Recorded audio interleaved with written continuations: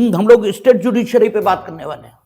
तो state judiciary के संबंध में सबसे पहली बात ये समझ लेंगे कि जो दुनिया भर में मिसकंसेप्शन है, इससे आप कतई ग्रसित नहीं होंगे। उच्च न्यायालय उच्चतम न्यायालय का अधीनस्थ नहीं है। उच्च न्यायालय स्टेट जुडिशरी का प्रमुख न्यायालय है और कॉन्स्टिट्यूशन में उसकी अपनी एक विशेष दशा है, स्थिति है। और उच्चतम न्यायालय अगर कॉन्स्टिट्यूशन का, ठीक है, आप कहें कि डेरिवेटिव है, व्युत्पाद है, हालांकि उच्चतम न्यायालय की गरिमा को देखते हुए इस प्रकार के शब्दों का प्रयोग ठीक नहीं है। यह कहा जाना चाहिए कि अगर उच्चतम न्यायालय कॉन्स्टिट्यूशन ऑफ इंडिया का क्रिएशन है तो उच्च न्यायालय भी उसी सोर्स से आया है और वो कॉन्स्टिट्यूशन ऑफ इंडिया का ही क्रिएशन है। अगर उच्चतम न्यायालय में नियुक्ति की प्रक्रिया ये स्वयं कॉन्स्टिट्यूशन में दी गई है तो उच्च न्यायालयों में भी नियुक्ति की प्रक्रिया, उनकी छुट्टी, वेतन, पेंशन, उन्हें हटाने की प्रक्रिया आदि आदि सब कुछ सुप्रीम कोर्ट के समान, ठीक है, कॉन्स्टिट्यूशन ऑफ इंडिया में ही दिया है। और अधीनस्थता किसी की किसी से, चाहे वो व्यक्ति हो, प्राधिकारी हो या कोई हो, ये जिन चीजों के आधार पर निर्धारित की जाती है वो नियुक्ति की प्रक्रिया, अनुशासनात्मक कार्रवाई की प्रक्रिया, हटाए जाने की प्रक्रिया, इन सब के आधार पर ही देखी जाती है। कोई किसी का अधीनस्थ है या कोई किसी का अधीनस्थ नहीं है, यह तय कैसे होगा? क्योंकि अगर सवाल उठ गया तो तय करना पड़ेगा कि कोई किसी का अधीनस्थ है या कोई किसी का अधीनस्थ नहीं है। तो कोई किसी का अधीनस्थ कब होता है? जब उसे हटाने की, उसके ऊपर अनुशासनात्मक कार्रवाई करने की या संबंधित प्राधिकारी जिस उद्देश्य की आपूर्ति के लिए सृजित हुआ है, नियुक्त हुआ है, उस उद्देश्य की पूर्ति में जो कुछ खर्च होना है वो किसी अन्य व्यक्ति को प्रोवाइड कराने की जिम्मेदारी है। इससे अगर युक्त कर दिया जाता है तो निश्चित तौर पर उस प्राधिकारी के नियंत्रण में यह प्राधिकारी माना जाएगा और फिर अधीनस्थता सृजित होती है, अधीनस्थता उत्पन्न होती है। और ऐसी एक भी बात आप उच्चतम न्यायालय और उच्च न्यायालय के बीच नहीं देखेंगे। कोई नियंत्रण नहीं है। हां, हायरार्की है। जो हायरार्की है उसमें उच्चतम न्यायालय सर्वोच्च है और व्यवस्था ठीक चले इसके लिए ठीक भी है कि अगर कोई ऐसा डिस्प्यूटेड बिंदु है जो व्यापक महत्व का है, और यही लिखा है जो हम लोग कॉन्स्टिट्यूशनल अपील्स पढ़ते हैं, क्या लिखता है कि अगर संविधान के निर्वचन का कोई सवाल किसी मामले में निहित हो गया है तो वो उस कार्रवाई की प्रकृति कैसी भी क्यों ना हो, क्योंकि कॉन्स्टिट्यूशन ऑफ इंडिया ऐसी चीज है जिससे पूरे भारत को शासित होना ही है, तो फिर ठीक है, संविधान के निर्वचन का अगर कोई सवाल पैदा हुआ है तो कार्यवाही की प्रकृति कैसी भी क्यों ना हो, उस पर लास्ट वर्ड सुप्रीम कोर्ट का ही आना चाहिए। तो सवाल नाक का नहीं है, सवाल जरूरत का है। इसलिए 132 हम लोगों ने पढ़ा था, उसमें कहा था उन्होंने कि तब उच्च न्यायालय यह प्रमाणित करेगा, और अगर देश का एक भी उच्च न्यायालय प्रमाणित कर देगा कि इस कार्यवाही में संविधान के निर्वचन का प्रश्न यह अंतर्निहित है, तो उच्चतम न्यायालय के समक्ष अपीलें हो सकेंगी। और 133 सिविल मामलों में अपील, किसी एक पर्टिकुलर उच्च न्यायालय उसके समक्ष सिविल मामलों में अपील आई है, और सिविल मामलों में अपील, सेकंड अपील जब आएगी सीपीसी के मुताबिक तभी उच्च न्यायालय के समक्ष होगी, क्योंकि फर्स्ट अपील डिस्ट्रिक्ट कोर्ट वहीं हो जाती है। तो आपका जब उच्च न्यायालय यह प्रमाणित कर देगा कि इसमें विधि का ऐसा प्रश्न अंतर्निहित है जो कैसा है, व्यापक महत्व का है। तो जो व्यापक महत्व का है तो डेफिनेटली उसे कोर्ट, सुप्रीम कोर्ट के द्वारा ही डिसाइड होना चाहिए। तो जरूरत जहां पर है वहां पर उच्चतम न्यायालय ये उच्च न्यायालय से भेजी गई अपीलों को सुनेगा। मृत्युदंड ये मिल गया है, और वो भी तब जब उच्च न्यायालय ने नीचे चल रहे मामले को अपने पास मंगा लिया। तो ठीक है, अब सर्वोच्च व्यक्ति के द्वारा एक बार देखा ही जाना चाहिए मामले को, क्योंकि उच्च न्यायालय बहुत गंभीर, मृत्युदंड एक बहुत गंभीर घटना है, उसके बाद आदमी को नहीं रहना है। अदरवाइज क्या है, उच्च न्यायालय अपील का सर्वोच्च न्यायालय है। इन स्थितियों को छोड़ दें तो अपील का सर्वोच्च न्यायालय उच्च न्यायालय है।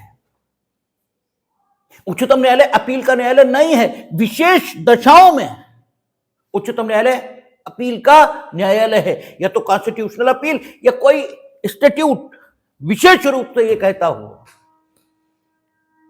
कि इन दशाओं में या इन परिस्थितियों में उच्चतम न्यायालय में अपील होगी, केवल तभी उच्चतम न्यायालय में अपील हो सकती है। अदरवाइज उच्चतम न्यायालय अपील का न्यायालय नहीं है। केवल उच्च न्यायालयों तक ही अपीलें सीमित रहेंगी। हां, एक दशा और है कि ठीक है, कोई स्थिति नहीं थी अपील होने की, लेकिन ऐसा किसी भी न्यायिक प्राधिकारी के द्वारा किया गया है जो नहीं ही होना चाहिए, तो एसएलपी, स्पेशल पिटीशन, वो किसी भी मामले में दायर हो जाएगी। कोई न्यायिक आदेश ये हुआ हो और किसी भी प्राधिकारी ने किया हो तो वो तो सुप्रीम कोर्ट के समक्ष एक्स्ट्रा ऑर्डिनरी सिचुएशन को छोड़कर कोई सिचुएशन पहुंचेगी ही नहीं। और विशेषकर कोशिश ये की गई है कि कॉन्स्टिट्यूशनल मैटर्स को छोड़कर वहां कुछ भी न जा पाए।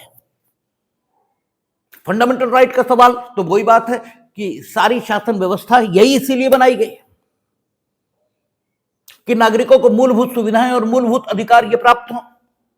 तो अगर उन्हीं मामलों में उच्चतम न्यायालय को अधिकारिता नहीं दी जाएगी तो फिर तो उच्चतम न्यायालय का कोई अर्थ ही नहीं बचा। इसलिए फंडामेंटल राइट उनके संबंध में तो आप देखेंगे कि किसी भी दशा में आप ये नहीं मान सकते कि उच्च न्यायालय उच्चतम न्यायालय के अधीनस्थ हैं, बिल्कुल नहीं है। और सबसे ज्यादा जो गलत फहमी समाज में रहती है, चाहे वो ला टीचर्स हो, ला स्टूडेंट हो या एडवोकेट्स हो,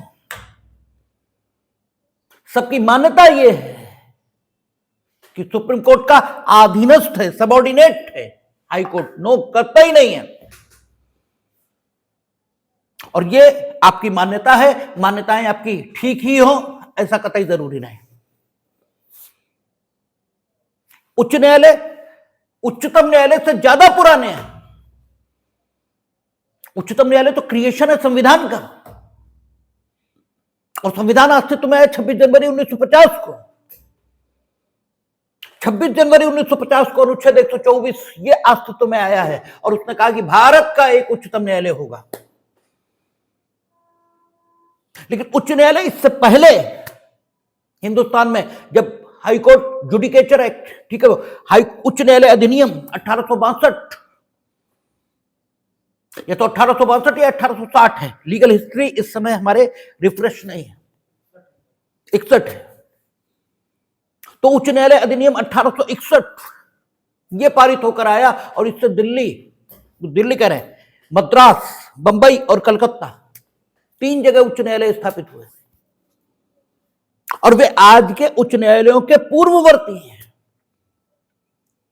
तो उच्च न्यायालय तो हिंदुस्तान में बहुत पहले से काम कर रहे हैं। उच्चतम न्यायालय तो अस्तित्व में आपका 26 जनवरी 1950 को आया, और उससे पहले फेडरल कोर्ट, और उच्चतम न्यायालय की जगह प्रीवी काउंसिल। आपको बताया था 2 प्रकार के न्यायालय, एक हाउस ऑफ लॉर्ड्स है, एक प्रीवी काउंसिल है। हाउस ऑफ लॉर्ड्स इंग्लैंड के जो नेटिव पर्सन्स हैं, इंग्लैंड के जो रहने वाले हैं, जो सम्राट की प्रजा तो अय्यो सभी माने जा रहे थे, लेकिन सम्राट की ऐसी प्रजा जो इंग्लैंड में निवास कर रही थी उसके लिए उच्चतम न्यायालय हाउस ऑफ लॉर्ड्स था, जबकि जो इंग्लैंड के उपनिवेश थे उनके लिए प्रीवी काउंसिल। और प्रीवी काउंसिल यह भी आपको बताया गया था कि प्रीवी काउंसिल इनफैक्ट कोई न्यायालय नहीं था। आप लीगल हिस्ट्री पढ़ेंगे तो आप देखेंगे प्रीवी काउंसिल काउंसिल है, कोर्ट नहीं। उसका नाम ही काउंसिल, कोर्ट नहीं है। वो सम्राट की परिषद है। यद्यपि ठीक है उस परिषद में सब न्यायाधीश यही होते थे और काम वो बिल्कुल उसी पैटर्न पर करती थी जैसे हम लोगों ने पढ़ा था कि क्या करेंगे, राष्ट्रपति उन निर्योग्यताओं का अवधारण करेंगे जो निर्योग्यताएं किसी मेंबर ऑफ पार्लियामेंट में उत्पन्न हो जाएंगी। कब? मेंबर ऑफ पार्लियामेंट चुने जाने के बाद। अगर मेंबर ऑफ पार्लियामेंट चुने जाने से पूर्व उसके अंदर कोई ऐसी निर्योग्यता चल रही थी जिसके कारण वो मेंबर ऑफ पार्लियामेंट होने के योग्य नहीं था, तो उस निर्योग्यता के आधार पर चुनाव याचिका, इलेक्शन पिटीशन ये आएगी और उसका निर्धारण और अवधारण कौन करेगा? न्यायालय।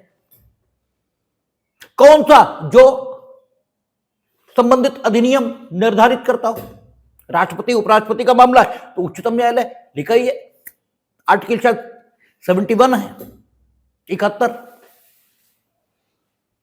ठीक है, तो संबंधित अधिनियम ये तय करेंगे कि याचिका को सुनने वाला, चुनाव याचिका सुनने वाला न्यायालय कौन सा होगा। लेकिन अगर during the tenure of them कोई निर्योग्यता ये उनमें पैदा होगी तो फिर क्या होगा? राष्ट्रपति ये उस निर्योग्यता के संबंध में न्याय निर्णय करेंगे। और चूंकि राष्ट्रपति उस समय न्यायालय न होते हुए न्यायालय की तरह काम करेंगे, इसलिए राष्ट्रपति इस समय कानून की भाषा में क्या समझे जाएंगे? ट्रिब्यूनल। जब भी कोई अथॉरिटी, ये हम इस समय इसलिए बताए दे रहे हैं क्योंकि बार बार इन शब्दों का प्रयोग होता है, उस समय संदर्भ नहीं होता कि हम बार बार इन बातों को बताएं। तो जब भी कोई प्राधिकारी न्यायालय न होते हुए न्यायिक शक्तियों का प्रयोग करेगा तब उसको हम क्या बोलते हैं? Quasi judicial authority. क्वेसी, हमने इस शब्द के बारे में कहा था कि जहां भी प्रयोग हो जाएगा ये प्रतीति का बोध देगा। प्रतीति का बोध यानी जैसे आप सामान्य भाषा में क्या कहते हो कि ऐसा लगता है, तो क्वेसी शब्द जब भी आएगा तो इनफैक्ट जो चीज जैसी होनी चाहिए या जो चीज जिन बातों के आधार पर वो चीज समझी जाती है वे सारी बातें पूरी नहीं भी होंगी उस चीज के बारे में, फिर भी उस चीज को उस चीज के बराबर मान लिया जाएगा जो वो होती यदि उसके संबंध में सारी शर्तें पूरी हो गई होती। न्यायालय, इसका क्रिएशन कौन करेगा? आपका अधिनियम। यद्यपि राष्ट्रपति को न्यायालय के तौर पर संबंधित अधिनियम ने संगठित नहीं किया, फिर भी वो काम कर रहे हैं जो काम न्यायालयों को करना चाहिए या जो काम न्यायालय करते हैं। इसलिए राष्ट्रपति प्रतीत होने लगे हैं मानो वे न्यायालय हो, जबकि नहीं है। इसलिए उनके साथ शब्द क्या प्रयोग हो जाएगा? क्वेसी, और आप क्या कहेंगे? क्वेसी जुडिशियल अथॉरिटी, अर्ध न्यायिक प्राधिकारी। और इसी को कॉमन लैंग्वेज में ट्रिब्यूनल ये कहा जाता है। यही ट्रिब्यूनल है। इसका प्रयोग आप सामान्य जीवन में जब आप अनुचित साधनों के प्रयोग में एग्जामिनेशन हॉल में बुक कर दिए जाते हैं तब वो कमेटी जो आपका मामला सुनती है वो भी ट्रिब्यूनल है। और आप जो बार बार कहा करते हैं प्राकृतिक न्याय के सिद्धांत, तो जैसे दांडिक मामलों के संचालन के लिए सीआरपीसी बनी है, सिविल मामलों के संचालन के लिए प्रक्रिया सीपीसी में दी गई है। ऐसे ही वो अधिनियम जिसमें ट्रिब्यूनल का गठन हुआ है, अगर ट्रिब्यूनल के संचालन के लिए कोई प्रक्रिया ये विहित नहीं करती तो फिर प्राकृतिक न्याय के जो 3 सिद्धांत हैं उनके मुताबिक ट्रिब्यूनल को फंक्शन करना होगा, और अगर प्रक्रिया दी गई है तो प्रक्रिया का पालन करना होगा। आपसे प्री में अक्सर यह भी पूछा जाता है कि जो प्राकृतिक न्याय है इसका संबंध किससे है, प्रोसीजरल लॉ से है या सबस्टेंटिव लॉ से है? यह सवाल बनता है, हमारे समय में बना है। तो आपका प्राकृतिक न्याय के सिद्धांत का संबंध प्रोसीजर से है, सबस्टेंटिव लॉ से नहीं है, क्योंकि प्राकृतिक न्याय के सिद्धांत 3 हैं। Authority must be free from bias, जो अथॉरिटी है, प्राधिकारी है, उसे पक्षपात से रहित होना चाहिए। तो ये प्रक्रिया की बात है, ये सबस्टेंटिव लॉ की बात नहीं है, क्योंकि सबस्टेंटिव लॉ अधिकार, कर्तव्य, योग्यता, निर्योग्यता इसको उत्पन्न करता है या इसको बढ़ाता है, इसको घटाता है, इसको समाप्त करता है। इसलिए प्रक्रिया की बात है कि authority must be free from bias, there must be a proper opportunity to be heard, दूसरे पक्ष को सुनवाई का पर्याप्त अवसर यह मिलना चाहिए। यह भी प्रक्रिया की बात है, इसका भी सबस्टेंटिव लॉ से कोई ताल्लुक नहीं।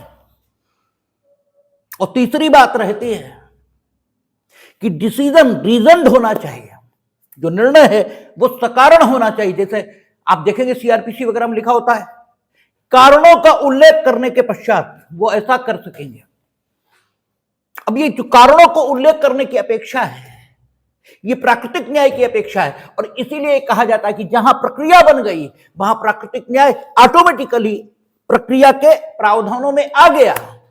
इसलिए आप लोग अपनी बात को वजन देने के लिए बिना ये जाने कि प्राकृतिक न्याय के सिद्धांत या प्राकृतिक न्याय की या नेचुरल जस्टिस की बात कहां होनी चाहिए, आप जब कचहरी में सामान्य दंड न्यायालयों में खड़े होकर ये बात करते हैं तो सामने बैठा पीठासीन अधिकारी भी आप पर और आपकी मूर्खता पर हंसता है, और हम तो शर्म से गड़ जाते हैं।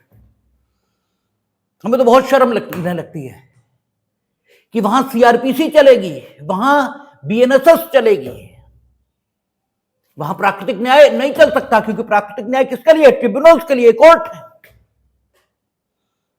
तो पहली बात तो कतई नहीं चलेगा, ठीक है ना। और दूसरी चीज यह है कि उनके लिए जो प्रक्रिया बनी उसमें ऑलरेडी प्राकृतिक न्याय के सिद्धांत समाहित हैं, वहां पहले से ही है कि कारणों का उल्लेख करने के पश्चात तो बात आ गई है, authority must be free from bias, होगा ही होगा वहां।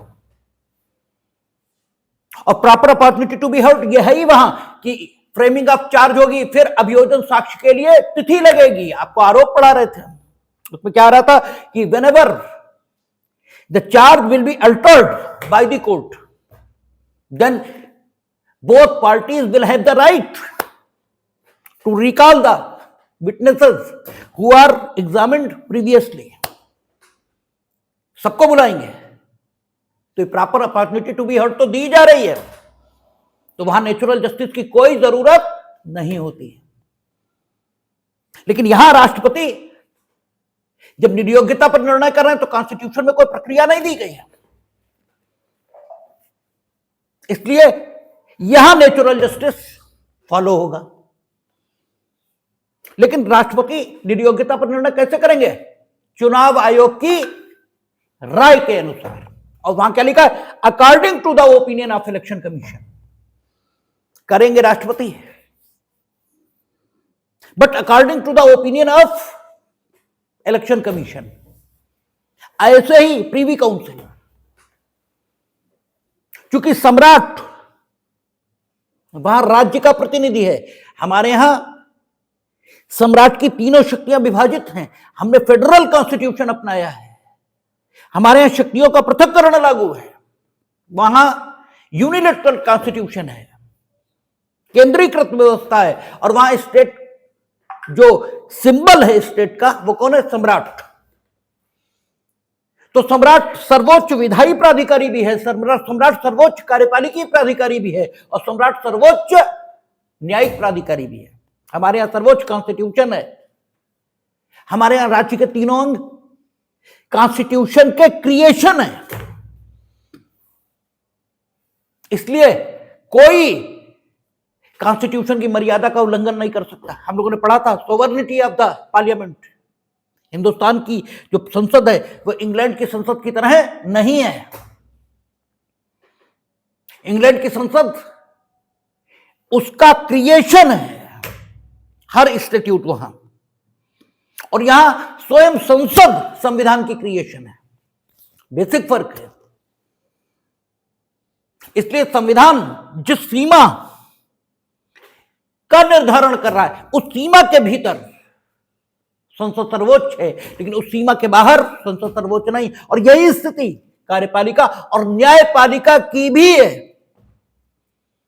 सारी बात अभी हाईकोर्ट में जो हम लोग करेंगे, SP Gupta, supreme Court Advocate on Record association, वो सारी बातें इसी पर आधारित है। स्वयं सुप्रीम कोर्ट भी, स्वयं न्यायपालिका भी संविधान द्वारा निर्धारित सीमाओं के बाहर नहीं जाएगी। तो प्रीवी काउंसिल क्या है? सम्राट की परिषद। उसी प्रकार जैसे यहां विभिन्न मसलों पर राष्ट्रपति कार्य करने को अपेक्षित है, किंतु कुछ प्राधिकारियों की सलाह पर। क्यों? इसलिए क्योंकि उन मामलों में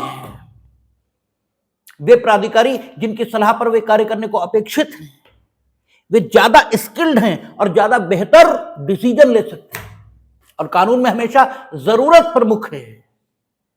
कभी भी किसी की गरिमा या किसी की प्रेस्टीज, ये इसका ख्याल नहीं रखा जाएगा। एक केवल जरूरत है। यहां जो विभिन्न कॉन्स्टिट्यूशनल फंक्शनरीज हैं, उन्हें जो शक्ति संपन्न बनाया गया है, वो उन्हें शक्ति मिले इसलिए नहीं, बल्कि क्या हो कि काम ठीक से चले, इसके लिए। सबसे बड़ी दिक्कत यह है कि हिंदुस्तान में आदमी में यह भाव ही खो गया। वो ये मानता है कि कोई भी बात उससे कही जा रही है तो उसका इन्फोर्समेंट अगर होगा तो उसके अधिकारों पर डाका पड़ेगा। इसलिए वो क्या करता है कि उस बात के विरोध में काम करने लगता है, जबकि उसे समझना चाहिए कि अगर कुछ भी किया जा रहा है एक लोक कल्याणकारी राज्य में, तो आपकी रक्षा और आपके भले के लिए। आपसे कहा जा रहा है हेलमेट पहनो, तो क्या डीएम साहब या पुलिस अधिकारी उनका कुछ बिगड़ेगा? आप नहीं पहनोगे, मरोगे तो आप ही। बस ये लोक कल्याणकारी राज्य है जिसकी अवधारणा के कारण आपसे कहा जा रहा है पहनो, आपको जबरदस्ती पहनाया जा रहा है। ठीक उसी तरह जैसे आपका मुंह जबरदस्ती खोलकर छुटपन में मां बाप आपको दवाई पिला देते थे। आपसे कहा जा रहा है चाइनीज मांझे से मत उड़ाइए पतंग। आप चुराकर चाइनीज मांझे से पतंग उड़ाना बड़ी शान की बात मान रहे हैं।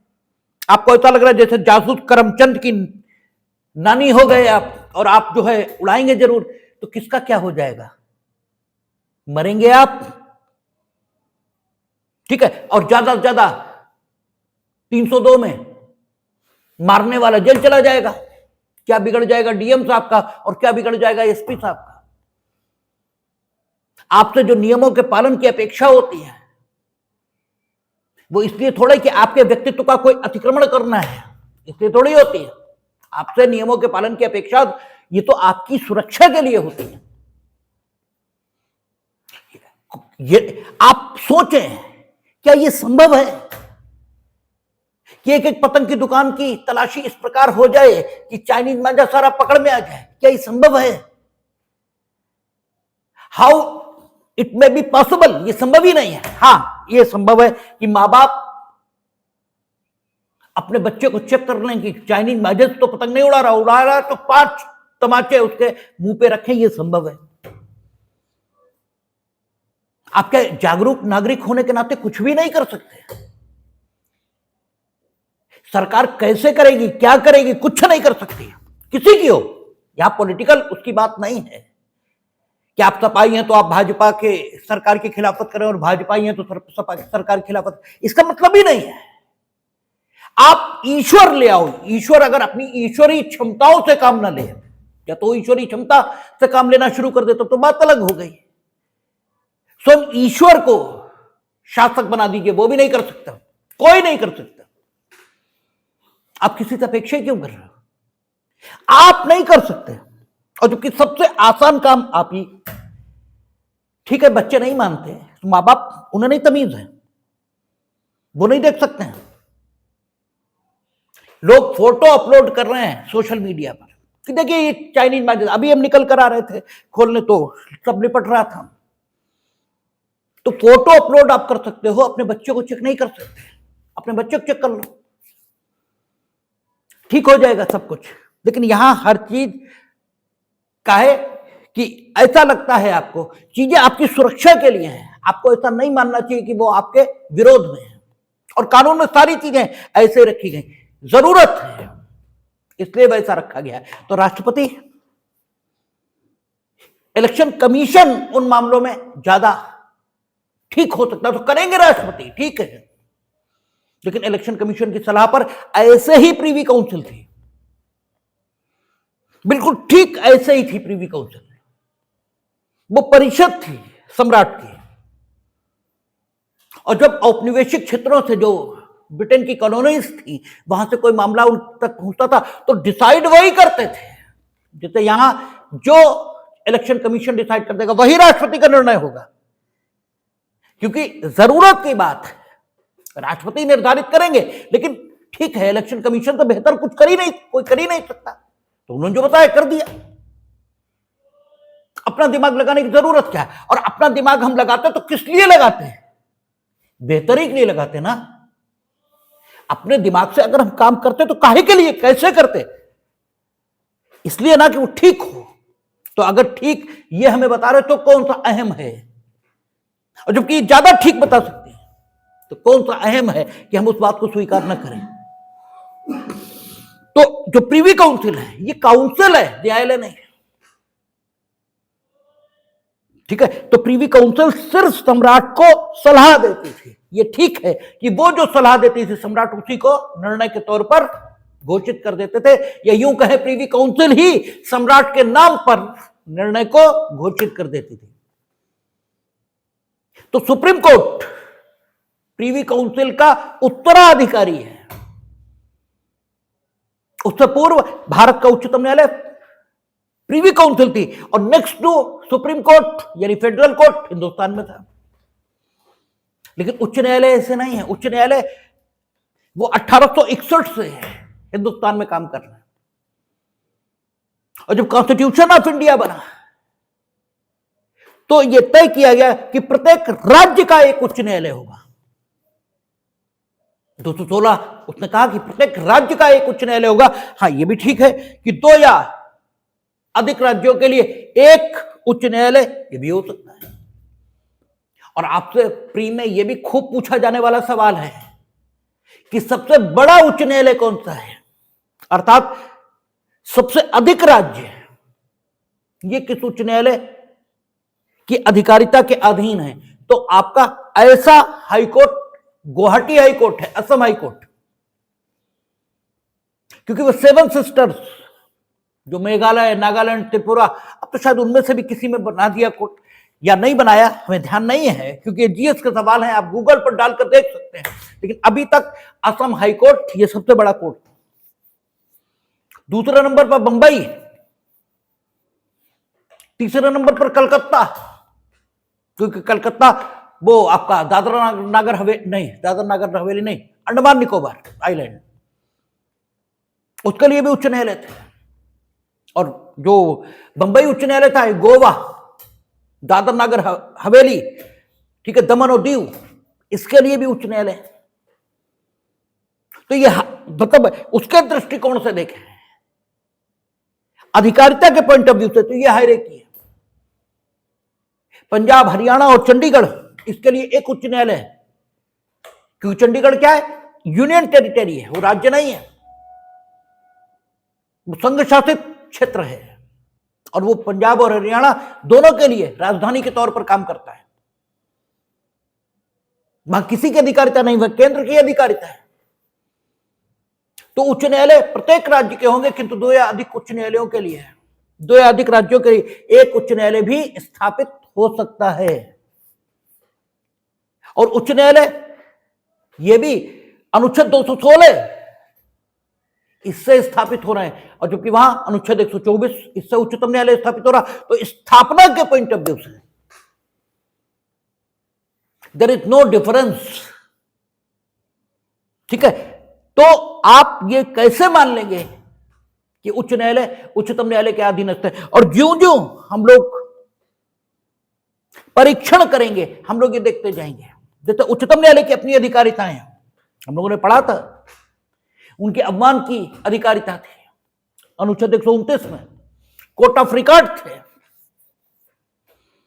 और आपसे कहा गया था कि कोर्ट ऑफ रिकॉर्ड की दो विशेषताएं, एक वो अपना जुडिक्शन खुद तय कर सकते हैं, किसी मामले में उन्हें क्षेत्राधिकार है या नहीं है, और दूसरा अपने अवमान के लिए दंड दे सकते हैं। तो उन्हें अनुच्छेद 129 में यह अधिकारिता थी, तो अनुच्छेद 215 में उच्च न्यायालय को भी यह अधिकारिता है। तो इस दृष्टिकोण से देखें, अधिकारिताओं के ठीक है दृष्टिकोण से, तो भी उच्च न्यायालय उनसे कम नहीं बैठता है, इसलिए अधीनस्थ बिल्कुल नहीं मानेंगे। उच्चतम न्यायालय, उनके पास फंडामेंटल राइट इसे इन्फोर्स कराने की अधिकारिता है, तो उच्च न्यायालय के पास भी है अनुच्छेद 226 में, और उनके पास तो और बड़ी है, वो लीगल राइट्स उनको इन्फोर्स करा सकते हैं। और इन लीगल राइट्स को इन्फोर्स कराने के कारण ही जजेस ट्रांसफर केस ये आए। ये जो अधिकारिता उच्च न्यायालय की थी कैसे आया, क्या हुआ, देखेंगे। तो अधिकारिता के पॉइंट ऑफ व्यू से फंडामेंटल राइट, उनकी मूल अधिकारिता उच्चतम न्यायालय की कुछ विषयों पर थी। अनुच्छेद 131 पढ़ा था हम लोगों ने, राष्ट्रपति और उपराष्ट्रपति के निर्वाचन से संबंधित मामले थे, उनमें मूल अधिकारिता थी उनकी। और अगर कोई इंस्टीट्यूट उन्हें मूल अधिकारिता किसी मामले में दे रहा था तो उसमें भी थी। तो उच्च न्यायालय के पास भी मूल अधिकारिता है। हम लोगों ने देखा सिविल मामले, क्रिमिनल मामले सब में उच्च न्यायालय उसे दंड न्यायालय और सिविल न्यायालय दोनों माना है। हम लोग देखेंगे जब पढ़ेंगे हिंदू सक्सेशन, ठीक है, हिंदू लॉ, तो उसमें देखेंगे Hindu adoption and maintenance act, नहीं सॉरी, आपका वो गार्जियन एंड वार्ड एक्ट, उसमें उच्च न्यायालय को गार्जियन अपॉइंट करने की मूल अधिकारिता दी गई। यानी पहली बार आप उच्च न्यायालय में मुकदमा दायर कर सकते हैं स्वयं को गार्जियन अपॉइंट कराने के लिए। हिंदू मैरिज एक्ट, उसमें भी उन्हें मूल अधिकारिता है। उनका टेस्टामेंट्री जुरिडिक्शन है, ठीक है, आप इंडियन सक्सेशन एक्ट पढ़ेंगे तो उनका टेस्टामेंट्री जुरिडिक्शन है, वो भी ओरिजिनल है, यानी पहली बार मुकदमा उन्हीं के दायर हो सकता है। तो अगर सुप्रीम कोर्ट का ओरिजिनल जुडिक्शन है तो इनका भी ओरिजिनल जुडिक्शन है। अगर सुप्रीम कोर्ट का एक्स्ट्रा ऑर्डिनरी जुडिक्शन है, रिट जुडिक्शन, तो उनका भी है। अगर सुप्रीम कोर्ट की सलाहकारी एडवाइजरी जुडिक्शन है, कहां अनुच्छेद 143 पढ़ा था हम लोगों ने, उसमें 11-12 मामले थे जो अब तक उनके ओपिनियन के लिए रेफर हुए हैं। तो आपका उच्च न्यायालय का भी एडवाइजरी जुडिक्शन है। आप पढ़ेंगे कौन सा, जो मीडिएशन के लिए जो आर्बिट्रेशन एंड कंसिलिएशन एक्ट, उसमें उच्च न्यायालय को मध्यस्थ की नियुक्ति के लिए सलाह ये देने की अधिकारिता है। ऐसे बहुत सारे अधिनियम हैं जिनमें उच्च न्यायालय को सलाहकारी अधिकारिता प्रदान की गई है। तो ये ठीक है कि उच्चतम न्यायालय को महत्वपूर्ण, सबसे महत्वपूर्ण, जो अति महत्वपूर्ण विषय हो सकते हैं उन पर सलाह देने की अधिकारिता ये दी गई, और उन्हें थोड़ा लेस इंपॉर्टेंट, लेकिन इसके कारण अधीनस्थता ये पैदा हो, ये तो नहीं है। तो सुप्रीम कोर्ट और हाई कोर्ट ये इक्विवेलेंट हैं। अगर उस दृष्टिकोण से देखेंगे कैसे स्थित हैं देश की न्याय व्यवस्था में, हॉरिजेंटली नॉट वर्टिकली, ये ऊपर नीचे नहीं है, ये एक तल पर है, ठीक है ना। तो उच्च न्यायालय इनमें हम लोग शुरू करेंगे। और अब स्टेट जुडिशरी है, और स्टेट जुडिशरी जो लोअर जुडिशरी है, इसकी नियुक्ति कौन करेगा? राज्यपाल। राज्यपाल इसका नियुक्ति प्राधिकारी है। और इसीलिए हम लोगों ने पढ़ा था सीआरपीसी में पहले, कौन सा सेक्शन था, 197, जो कहता था लोक सेवक, न्यायाधीश और मजिस्ट्रेट, इनको अगर प्रोसिक्यूट करना है तो वो सरकार जिसकी सहमति से इन्हें अपने पद से हटाया जा सकता है, उसकी अनुमति अनिवार्य होगी। तो न्यायाधीश और मजिस्ट्रेट, आपकी गलतफहमी रहती है कि इनकी नियुक्ति कौन करता है, उच्च न्यायालय, आप खूब लगाते हैं, गलत, इनकी नियुक्ति स्टेट गवर्नमेंट करती है। स्टेट गवर्नमेंट, राज्यपाल उसके प्रमुख हैं, तो राज्यपाल करेंगे। शायद अनुच्छेद 233 या 234 इनमें से एक है, ठीक है। और इसीलिए भाई उच्च न्यायालय, उच्चतम न्यायालय, उनके न्यायाधीशों को हटाना या उनके खिलाफ कोई कार्रवाई करनी, तो उसके लिए तो आपका वहां अनुच्छेद 124 और यहां भी, ठीक है, अनुच्छेद 217 या कोई अनुच्छेद है, उसके आधार पर ही आप उनके खिलाफ कार्रवाई करेंगे, अनुच्छेद 217 हो या कोई और हो। और प्रक्रिया समान है, वो स्वयं कॉन्स्टिट्यूशन निर्धारित कर रहा है। तो फिर उन्हें हटाने के लिए सरकार की अनुमति हो ये जरूरी नहीं है, ठीक है, क्योंकि उन्हें हटाने की प्रक्रिया दी गई, तो फिर न्यायाधीश और मजिस्ट्रेट, यानी जो लोअर जुडिशरी है, इन्हें हटाने के लिए ही सरकार की परमिशन जरूरी है, क्योंकि सरकार ही इनकी नियुक्ति प्राधिकारी है, ये राज्यपाल इन्हें नियुक्त करेंगे। इसीलिए आपका वहां लिखा है, नहीं तो लिखे होने की कोई जरूरत ही नहीं है, बात ही खत्म हो जाती है। बीएनएस सबसाइड 216 है या 217 हो, जो भी हो, तो उसमें परमिशन की बात ही इसीलिए है। तो इसलिए उच्च न्यायालय, उच्चतम न्यायालय के अधीनस्थ है, ये कंसेप्शन आप कभी नहीं लाएंगे। अब हम लोग उच्च न्यायालय पर बात करना शुरू कर रहे हैं, देखेंगे, ठीक है। आपका कहता है, आपका 214 ये तो डिलीटेड है, और 215 ये आपका कल बात करेंगे इस पर, आगे देखते हैं। कहता 216 उच्च न्यायालयों का गठन, प्रत्येक उच्च न्यायालय मुख्य न्यायमूर्ति और ऐसे अन्य न्यायाधीशों से मिलकर बनेगा जिन्हें राष्ट्रपति समय समय पर नियुक्त करना आवश्यक समझे। बेसिक फर्क उच्चतम न्यायालय और उच्च न्यायालय के बीच आ गया। उच्चतम न्यायालय, वहां न्यायाधीशों की संख्या प्रथमतः ये स्वयं संविधान ने निर्धारित की। वहां लिखा था मुख्य न्यायाधीश और 7 अन्य न्यायाधीश, ठीक है, यानी टोटल 7 इन नंबर। ये प्रथमतः स्वयं कॉन्स्टिट्यूशन ने संख्या निर्धारित की।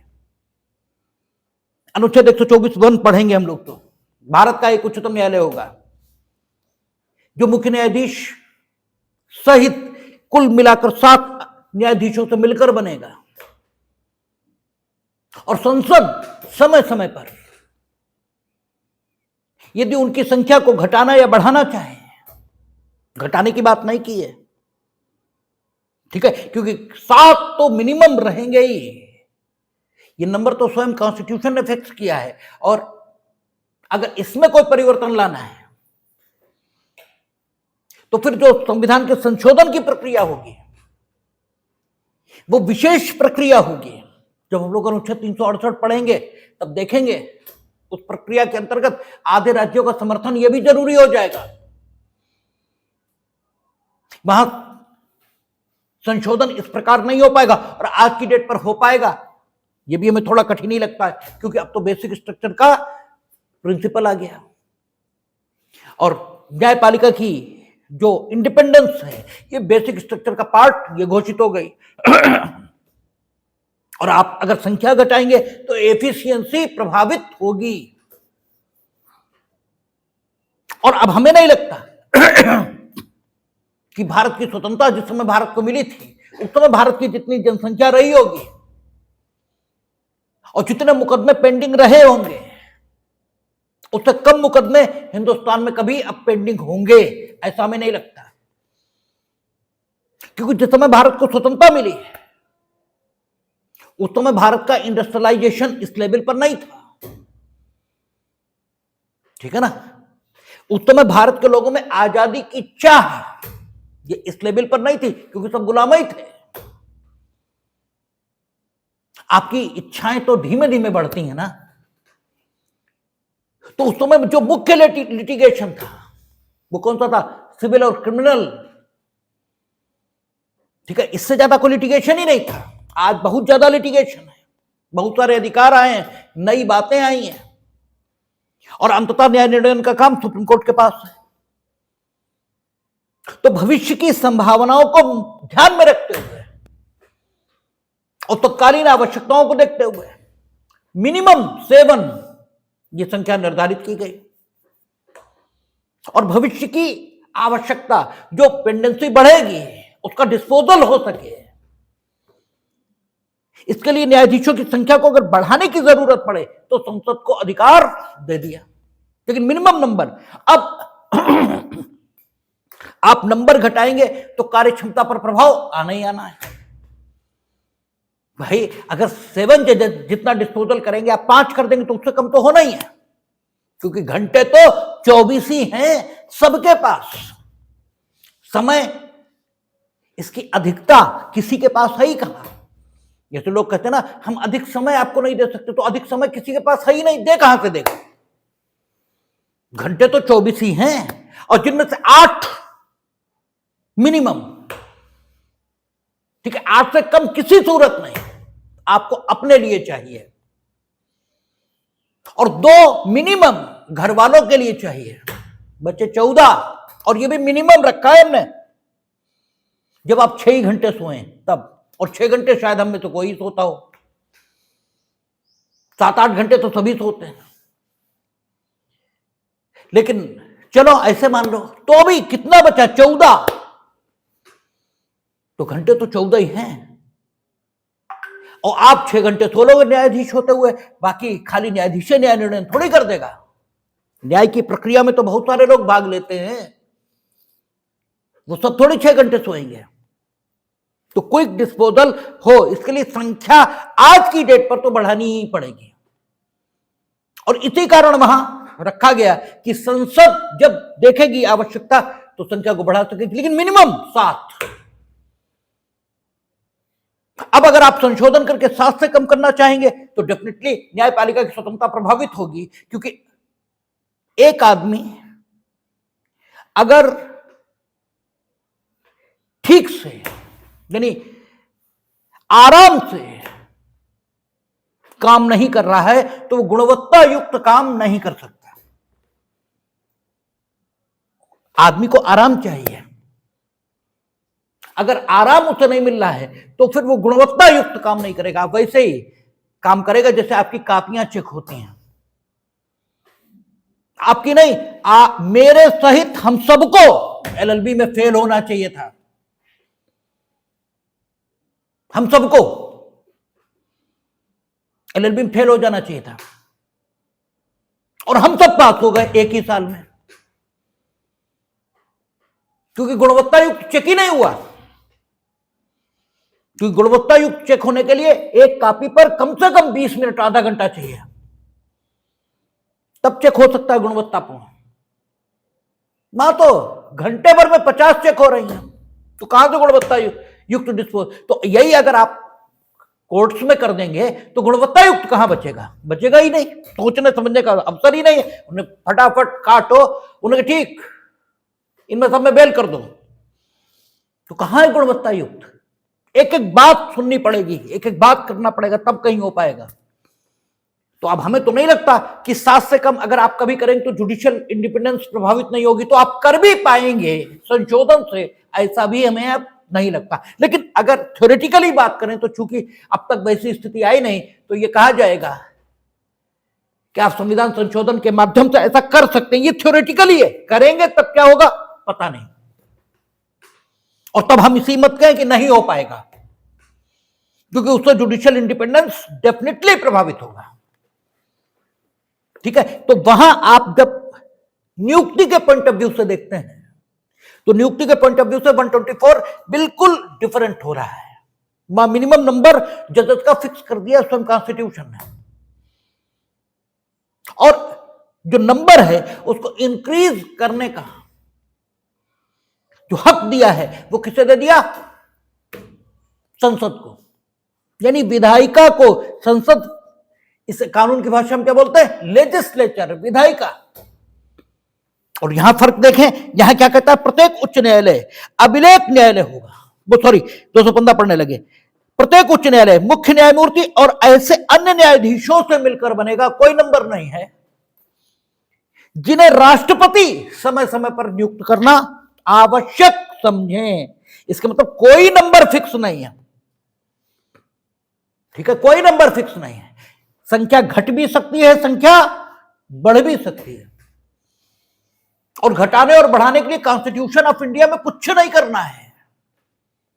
और स्वयं विधायिका की भी कोई भूमिका नहीं है, सिर्फ एग्जीक्यूटिव की भूमिका है, सिर्फ सरकार की भूमिका है। क्योंकि राष्ट्रपति जो कुछ समझेंगे वो हम लोग पढ़कर आए हैं, ठीक है। आपका हम लोगों ने पढ़ा था, वो कौन था? राव वाला, UN Rao versus Union of India, Shamsher Singh versus state of Punjab. ये सारे मुकदमे हम लोगों ने देखे थे कि राष्ट्रपति जो कुछ करेंगे वो केंद्रीय मंत्रिमंडल करेगा, ये माना जाएगा। क्योंकि according to article 74 they can not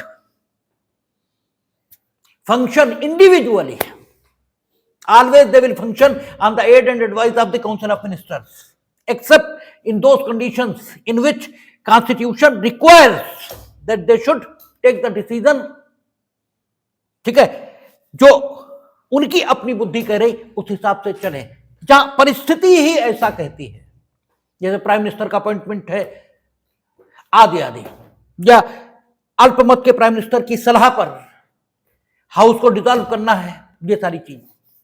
otherwise वो हमेशा on the aid and advice of the council of minister यही करेंगे। तो यहां सरकार, इसकी भूमिका प्रमुख हो गई। एक कोई नंबर निर्धारित नहीं है, वहां मिनिमम नंबर 7 है। और ये भी आप अगर प्री में पूछा जाता तो खूब गलत करते हैं। उच्च न्यायालय में कोई संख्या ये नहीं दी गई। उच्च न्यायालय में कितने जजेस होंगे, इट विल डिपेंड, ठीक है, on the will of the central executive. और स्टेट गवर्नमेंट की भी नहीं है, राष्ट्रपति। और सरकारें चूंकि पॉलिटिकल पार्टीज की होती हैं, इसलिए उनके पास अन्य बहुत सारे काम रहते हैं, उनकी बहुत रुचि इसमें नहीं होती कि न्याय मिले ही। क्योंकि हिंदुस्तानी समाज की एक अपनी आदत है, जिस समय कत्ल होता है उस समय ये जिसका कत्ल हुआ उस परिवार के साथ होता है, और जिस समय सजा होती है उस समय ये उस परिवार के साथ होता है जिसने कत्ल किया। ये हिंदुस्तानी समाज की आदत है। ये कहता है कि उसके पत्नी बच्चे, ठीक है, और ये हिंदुस्तानी समाज, इसमें कोई बुराई भी नहीं है, कोई बुराई भी नहीं। चलो, आदमी की दशा से दूसरे आदमी को प्रभावित होना ही चाहिए, लेकिन इसमें ध्यान ये रखना चाहिए कि राजा का कर्तव्य है कि वो न्याय करे, उसने किया है तो ठीक है। अब आपने जो किया, हम आपके प्रति दुखी होंगे, तो जो जज फांसी देता है वो सुखी तो नहीं होता, वो जो लोक अभियोजक फांसी दिलवाता है दुखी तो वो भी होता है। दुख तो हमें भी होता है जब हम देखते हैं कि उससे पहले हम ही कह रहे होते हैं कि सर फांसी दीजिए, इन्हें मैक्सिमम पनिशमेंट मिले, और जब मिलता है तो हमें भी दुख होता है। ऐसा थोड़ी है कि हम बहुत प्रसन्न हो रहे हैं, लेकिन हमने नहीं कराई है, ये आपके कर्मों ने आपको कराई है। अगर आपने ऐसे काम न किए होते तो हम मेरी इच्छा पर थोड़ी चल रहा निजाम, जज साहब की इच्छा पर थोड़ी चल रहा निजाम। ये तो आपके कर्म है, उन्होंने आपको फांसी के तख्ते पर पहुंचा दिया, ठीक है। हमारी तो कोई भूमिका ही नहीं। और इसीलिए आप देखेंगे कि जज या वकील से किसी की नाराजगी नहीं होती, ठीक है। जिसे सजा मिलती है वो भी, ठीक है, हम उसकी मदद ही कर देते हैं, कहते हैं कोर्ट साहब इसे बुला दो, उसे बुला दो, बुला देते हैं। लेकिन दुख तो हमें भी है, लेकिन हम भाई इसमें अपना करता, जो किया है वह तुमने किया है, तुम भुगत रहे हो, हम क्या करें। तो हिंदुस्तानी समाज में ये एक आदत है, तो पॉलिटिकल पार्टीज उन्हें तो वोट चाहिए होते हैं, इसलिए वो न्याय करने में और न्याय होने में बहुत रुचि नहीं लेते। इसलिए पहले क्या कर रहे थे, वो विभिन्न उच्च न्यायालयों में प्रॉपर नियुक्तियां यही नहीं कर रहे थे। अब प्री में जो सवाल आपसे पूछा जाता है वो ये कि क्या उच्च न्यायालयों में जो जजों की संख्या है इसका जुडिशियल रिव्यू हो सकता है, ठीक है ना। Judicial review meaning thereby क्या इस बात को न्यायिक तौर पर परीक्षित किया जा सकता है कि जो काम उच्च न्यायालय के समक्ष लंबित है उसके वॉल्यूम को देखते हुए जजों की संख्या वर्तमान संख्या से बढ़ाई जानी चाहिए या नहीं, इस बात का न्यायिक पुनरीक्षण हो सकता है या नहीं। तो अब जो निर्धारित होकर आया है Supreme Court Advocate on Record और Subhash Sharma versus Union of India, इन सारे मुकदमों में कि अब यह कहा है कि जुडिशियल रिव्यू इस चीज का होगा। क्यों? इसलिए होगा क्योंकि उन्होंने कहा कि जिन्हें राष्ट्रपति समय समय पर नियुक्त करना आवश्यक समझे, ठीक है ना, तो राष्ट्रपति को एक शक्ति दी गई है कि वो समय समय पर उतने न्यायाधीशों की नियुक्ति करें जितनी वो आवश्यक समझें। इसका मतलब अपेक्षित है कि तुम समय समय पर विचार करो, पीरियडिकली रिव्यू करो, तभी तो समझ पाओगे कि कितने न्यायाधीशों की नियुक्ति आवश्यक है, ठीक है ना। उतने न्यायाधीशों की नियुक्ति जितना तुम जरूरी समझो उतने न्यायाधीशों की नियुक्ति करो, यह कॉन्स्टिट्यूशनल रिक्वायरमेंट है। जब यह कॉन्स्टिट्यूशनल रिक्वायरमेंट है तो as a constitutional functionary it is your duty that you must review periodically the number of जजेस which are required for the satisfactory and quick disposal of those cases which are pending before the high court, ठीक है ना। और अगर आप ऐसा नहीं कर रहे हैं तो वो कॉन्स्टिट्यूशनल ट्रस्ट, वो संवैधानिक विश्वास जो संविधान ने आप पर अभिव्यक्त किया, आप डेफिनेटली उसको वायलेट कर रहे हैं, ठीक है। हम आपसे कहें कि हमारे घर को देखते रहना, तो ये हमारे विश्वास का खून होगा कि अगर आप मेरे घर को न देखें, आपको देखना ही चाहिए, ठीक है। तो आप पर संविधान ने एक विश्वास व्यक्त किया है कि राष्ट्रपति, इसीलिए नंबर फिक्स नहीं किया। क्यों? क्योंकि उच्च न्यायालय का काम ज्यादा है, जो महत्वपूर्ण लोग होते हैं उन्हें खाली रखा जाता है। डीएम साहब खाली रहते हैं, उतना काम नहीं करते जितना एक बाबू करता है, एक क्लर्क करता है। कारण कि डीएम साहब के काम की क्वालिटी ज्यादा, ठीक है, उन्हें ज्यादा गुणवत्ता युक्त ढंग से काम करना चाहिए, क्योंकि उनके काम से प्रभावित बहुत लोग हो जाएंगे। इसलिए उन्हें सोच समझ कर ही काम करना चाहिए, और सोचने समझने के लिए उनके पास पर्याप्त अवसर होना चाहिए। इसलिए काम उनके पास कम से कम रहे, ताकि उनके पास सोचने समझने का मौका रहे, बाकी काम नीचे के लोग करें। तो उच्च न्यायालय और उच्चतम न्यायालय में यही फर्क रखा गया है। इसलिए यहां राष्ट्रपति को ताकत दे दी, क्योंकि संसद से कानून बनाना यह फॉर्मेलिटी भरा है, उसकी अपनी फॉर्मेलिटीज है। संसद के सत्र चलने चाहिए, 3 वाचन होंगे, आदि आदि। और यहां काम की अधिकता को देखते हुए राष्ट्रपति समय समय पर पीरियडिकली रिव्यू कर लीजिए, सरकार के लिए आसान होता है चीजें, ठीक है। इसलिए यहां सरकार को ताकत दे दी, राष्ट्रपति को ताकत दे दी, वहां नहीं। और कोई नंबर फिक्स नहीं किया, लेकिन आप कोई पीरियडिकली रिव्यू करें ही ना, और ओवरबर्डन्ड जजेस होते जाएं, तो जुडिशियल रिव्यू जो बेसिक स्ट्रक्चर का पार्ट घोषित हो गया, तो उस दशा में आप पर्याप्त संख्या, ये तो कम से कम उच्च न्यायालय में रखेंगे, नहीं रखेंगे तो कैसे चलेगा। तो इसलिए Subhash Sharma versus Union of India और Supreme Court Advocate on Record Association versus Union of India में यह बात आ गई है कि यह रिव्यू राष्ट्रपति अगर नहीं करते हैं कि इस समय कितनी संख्या आवश्यक हो रही है, तो जुडिशियल रिव्यू इस बात का हो सकता है कि जो वर्तमान संख्या है क्या इससे अधिक संख्या अपेक्षित है। और अगर जुडिशियल रिव्यू में पाया जाता है कि से अधिक संख्या अपेक्षित है, तो to discharge the constitutional obligation they can order, राष्ट्रपति को तो नहीं कर सकते, वो राष्ट्रपति को करना मतलब सेंट्रल गवर्नमेंट को, कि जो है संख्या बढ़ाई जाए। हां, बढ़ाएंगे खुद नहीं, क्योंकि बढ़ाना राष्ट्रपति का काम है।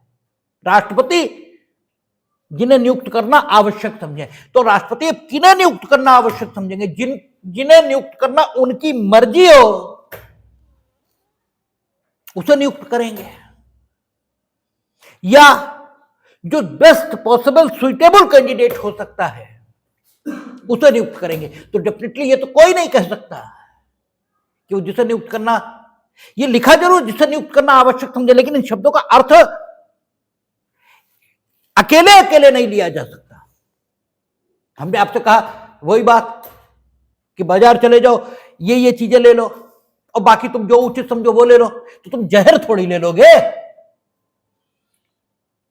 भाई। तुम कहो कि खाने योग्य सारी चीजें बताई और जहर भी खाने योग्य है, तो जहर भी हमने ले लिया, तो जहर थोड़ी ले लोगे। हमने जितनी खाने योग्य चीजें, हमने कहा मिठाई ले लो, फल ले लो, मेवा ले लो, पान ले लो, तो इनमें से सब ठीक है जीवनदायक चीजें हैं। हमने ये तो नहीं कहा कि सब जो है कोई ऐसी चीज ले लो जिससे जीवन को नुकसान पहुंचे। आपने जहर ले लिया, आपको ये भी खाने योग्य है, तो है खाने योग्य, लेकिन उसकी प्रकृति वो तो भिन्न है, वो कैसे ले लोगे आप? तो राष्ट्रपति आवश्यक समझे, ये काहे के लिए रखा गया? इसलिए कि एज ए कॉन्स्टिट्यूशनल फंक्शनरी उच्च न्यायालय का काम ठीक से चले, इसके लिए तुम जिसे नियुक्त करना आवश्यक समझो उसको करो। तो उच्च न्यायालय का काम जो है, उस काम की प्रकृति को देखते हुए जो बेस्ट पॉसिबल कैंडिडेट हो सकता है उसी को नियुक्त करो। तो जो बेस्ट पॉसिबल कैंडिडेट है उसकी खोज कैसे हो, यह सवाल पैदा होता है। तो उसकी खोज वो लोग सबसे अच्छी कर सकते हैं जो उस फील्ड में काम करते हैं। इसलिए राष्ट्रपति नियुक्त वही करेंगे, लेकिन खोज कौन करे, इस पर बात हुई है। इस पर बात हुई है कि खोज कौन करे, कैसे हो खोज उस बेस्ट पॉसिबल कैंडिडेट की। और इस पर एसपी गुप्ता और अंत में अब supreme Court Advocate on record, उसकी एक यात्रा है, उस पर कल हम लोग बात करेंगे। कल कोशिश करेंगे कि यह लगभग खत्म हो जाए।